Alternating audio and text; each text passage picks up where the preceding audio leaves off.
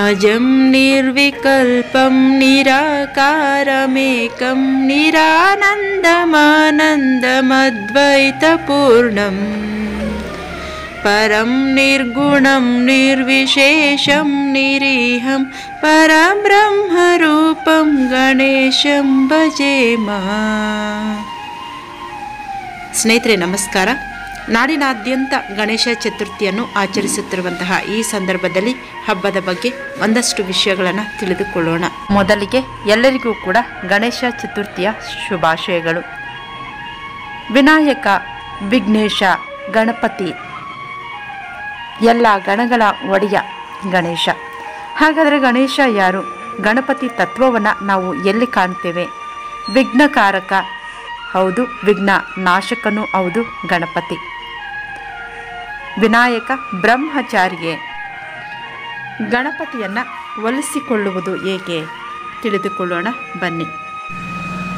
ಎಲ್ಲರನ್ನೂ ಸಲಹುವವನು, ಎಲ್ಲರಲ್ಲೂ ಇರುವವನು, ಎಲ್ಲೆಲ್ಲಿಯೂ ಇರುವವನು, ಎಲ್ಲ ಕಾಲದಲ್ಲೂ ಇರುವವನು, ಎಲ್ಲ ತತ್ವಗಳನ್ನು ಎತ್ತಿ ಹಿಡಿಯುವವನು ಯಾರು? ಅವರು ದೇವರು. ಗಣಪತಿಯ ಕಲ್ಪನೆಯಲ್ಲಿ ಇಂಥದ್ದೊಂದು ಸಮಗ್ರತೆಯನ್ನು ನಾವು ಕಾಣಬಹುದು.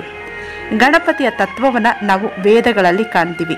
ವೇದ ಅಂದರೆ ಅರಿವು, ಅನಾದಿ, ಅನಂತ ಅಂತ ಅರ್ಥ. ಈ ಸಂಗತಿಗಳಿಗೆ ನಮ್ಮ ಆನಂದಕ್ಕೂ ಆಲೋಚನೆಗೂ ಮೂಲ ಕಾರಣ. ಗಣಪತಿಯ ಕಲ್ಪನೆಯಲ್ಲಿ ಈ ಎಲ್ಲ ವಿವರಗಳು ಕೂಡ ನಾವು ವಿಗ್ರಹ ರೂಪದಲ್ಲಿ ಕಾಣ್ತೀವಿ. ಕಾಲದಿಂದ ಕಾಲಕ್ಕೆ ಗಣಪತಿಯ ತತ್ವವನ್ನು ನಮ್ಮ ಸಂಸ್ಕೃತಿ ಹಲವು ಆಯಾಮಗಳಲ್ಲಿ ಕೂಡ ಹಿಗ್ಗಿಸಿರುವುದನ್ನು ಕೂಡ ನಾವು ಕಾಣ್ತೀವಿ. ಗಣಪತಿಯ ಆಕಾರವನ್ನು ನಾವು ಒಮ್ಮೆ ಗಮನಿಸಿದರೆ ಅದೆಲ್ಲವೂ ಕೂಡ ನಮಗೆ ಅರ್ಥ ಆಗುತ್ತೆ. ಅವನ ವೈಶಿಷ್ಟ್ಯ ಸ್ವರೂಪ ದೃಷ್ಟಿಯಲ್ಲಿ ಕಾಣುವ ಯಾವ ಆಕಾರವನ್ನು ನೋಡಿದರೂ ಕೂಡ ಗಣಪತಿಯ ಆಕಾರದಂತೆಯೇ ಕಾಣುತ್ತೆ. ಈ ದರ್ಶನವೇನು ಅಚ್ಚರಿಯ ವಿದ್ಯಮಾನ ಅನಿಸೋದಿಲ್ಲ. ಗಣಪತಿ ಅಂದರೆ ಅದು ವಿಷ್ಣು ತತ್ವವೂ ಕೂಡ ಹೌದು. ಎಲ್ಲೆಲ್ಲೂ ಇರುವಂತಹದ್ದು, ಎಲ್ಲೆಲ್ಲೂ ಇದ್ದರಷ್ಟೇ ಅದನ್ನು ಪರಮಾತ್ಮ ವಸ್ತು ಅಂತ ನಾವು ಹೇಳ್ತೀವಿ. ಅತ್ಯಂತ ಸೂಕ್ಷ್ಮವಾಗಿರುವ ಪರಮಾತ್ಮನನ್ನು ನಮಗೆ ಸ್ಥೂಲವಾಗಿ ಕಾಣಿಸಿಕೊಡುತ್ತಿದ್ದಾನೆ ಗಣಪತಿ. ಹೀಗಾಗಿಯೇ ನಾವು ಸುತ್ತಲೂ ಎಲ್ಲಿ ನೋಡಿದರೂ ಗಣಪತಿಯ ಆಕಾರ ಒಂದೇ ರೂಪುಗೊಂಡಂತೆ ಭಾಸ ಆಗುತ್ತೆ. ಶಿವಪುರಾಣದಲ್ಲಿ ಹೇಳಿರುವಂತೆ ಗಣಪತಿಯನ್ನು ತುಳಸಿ ದಳದಲ್ಲಿ ಪೂಜಿಸಬಾರದು. ಸ್ನೇಹಿತರೆ, ನಾಡಿನಾದ್ಯಂತ ಗಣಪತಿ ಸಂಭ್ರಮವನ್ನು ಅದ್ದೂರಿಯಿಂದ ಆಚರಿಸುತ್ತಿದ್ದಾರೆ. ಗಣಪತಿಯು ಭಗವಾನ್ ಶಿವ ಮತ್ತು ಪಾರ್ವತಿ ದೇವಿಯ ಮಗ. ಈತನನ್ನು ಎಲ್ಲ ಅಡೆತಡೆಗಳ ನಿವಾರಕನೆಂದು ಕರೆಯಲಾಗುತ್ತದೆ. ನಾಡಿನಾದ್ಯಂತ ಅತ್ಯಂತ ಸಂಭ್ರಮ ಸಡಗರದಿಂದ ಗಣೇಶ ಚತುರ್ಥಿಯನ್ನು ಆಚರಿಸುತ್ತಿರುವಂತಹ ಈ ಸಂದರ್ಭದಲ್ಲಿ ಗಣೇಶ ಹಬ್ಬದ ಹಿನ್ನೆಲೆ ನೋಡೋಣ. ಮರಾಠ ದೊರೆ ಶಿವಾಜಿ ಸುಮಾರು 1630-80ರಲ್ಲಿ ಮೊಘಲರ ವಿರುದ್ಧ ಹೋರಾಡುತ್ತಿದ್ದ ತನ್ನ ಪ್ರಜೆಗಳಲ್ಲಿ ರಾಷ್ಟ್ರೀಯತಾವಾದಿ ಭಾವನೆಯನ್ನು ಉತ್ತೇಜಿಸಲು ಗಣೇಶ ಚತುರ್ಥಿಯನ್ನು ಆರಂಭಿಸಿದ. ಹೀಗೆ ನಾವು ಇತಿಹಾಸದಲ್ಲೂ ಕೂಡ ಕಾಣ್ತೀವಿ. ಈ ಹಬ್ಬವು ಅಡೆತಡೆಗಳನ್ನು ನಿವಾರಿಸುವ ಮತ್ತು ಅದೃಷ್ಟ, ಯಶಸ್ಸು ಮತ್ತು ಬುದ್ಧಿವಂತಿಕೆಯನ್ನು ನೀಡುವವನು ಗಣಪತಿ ಅನ್ನೋದು ನಮಗೆ ಗೊತ್ತಿರುವಂತಹ ವಿಚಾರವೇ. ಗಣಪತಿಯು ಎಲ್ಲ ಅಡೆತಡೆಗಳನ್ನು ನಿವಾರಿಸಿ ನಮಗೆ ಯಶಸ್ಸನ್ನು ಕೂಡ ತಂದು ಕೊಡ್ತಾನೆ. ಅದಷ್ಟೇ ಅಲ್ಲ, ಬುದ್ಧಿವಂತಿಕೆಯನ್ನು, ಬುದ್ಧಿಯನ್ನು ಕರುಣಿಸುವವನು ಕೂಡ ಗಣಪತಿ ಆಗಿದ್ದಾನೆ. 19ನೇ ಶತಮಾನದಲ್ಲಿ ಬ್ರಿಟಿಷ್ ವಸಾಹತುಶಾಹಿ ಆಳ್ವಿಕೆಯಲ್ಲಿ ಭಾರತೀಯರಿಗೆ ರಾಜಕೀಯ ಸಭೆಗಳು ಮತ್ತು ಸಾರ್ವಜನಿಕ ಸಭೆಗಳಿಗೆ ಹಾಜರಾಗಲು ಅವಕಾಶ ಇರಲಿಲ್ಲ. ಆ ಸಂದರ್ಭದಲ್ಲಿ ಗಣೇಶ ಹಬ್ಬದ ಮೂಲಕ ಜನರನ್ನು ಒಗ್ಗೂಡಿಸುವ ಅವಕಾಶವನ್ನು ತಿಲಕರು ಕಂಡುಕೊಂಡರು. ಹಾಗಲೇ ಗಣಪತಿ ಹಬ್ಬವನ್ನು ಸಾರ್ವಜನಿಕವಾಗಿ ಆಚರಿಸದೆ ಒಂದು ವಿಶೇಷವಾದಂತಹ ಜಾಗದಲ್ಲಿ ಅವರು ಆಚರಣೆ ಮಾಡ್ತಾಯಿದ್ರು. ಇದು ಏಕತೆ ಮತ್ತು ಒಗ್ಗಟ್ಟಿನ ಹಬ್ಬ ಎಂದು ಗಣೇಶ ಚತುರ್ಥಿ ಇತಿಹಾಸವು ಹೇಳುತ್ತದೆ.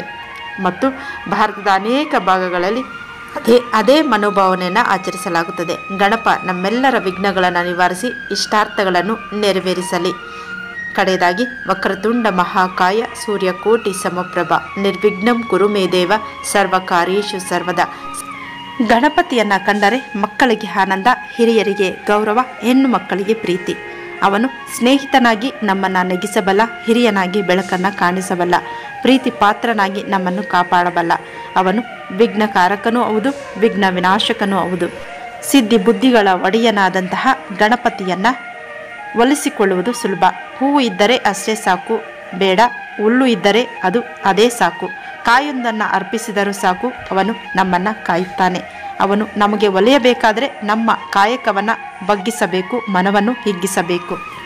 ಗಣಪತಿಗೆ ಜಾತಿ, ಮತ, ಪ್ರಾಂತ್ಯ, ಲಿಂಗ, ಭಾಷೆಗಳ ಗೊಡವೆ ಇಲ್ಲ.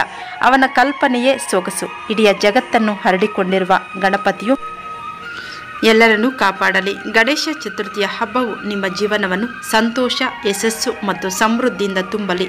ಸಂತೋಷದಿಂದ ಆಚರಿಸಿ. ವಿಘ್ನಹರ್ತ ನಿಮಗೆ ಶಕ್ತಿ ಮತ್ತು ಬುದ್ಧಿವಂತಿಕೆಯನ್ನು ನೀಡಲಿ ಎಂದು ಹಾರೈಸುತ್ತೇನೆ.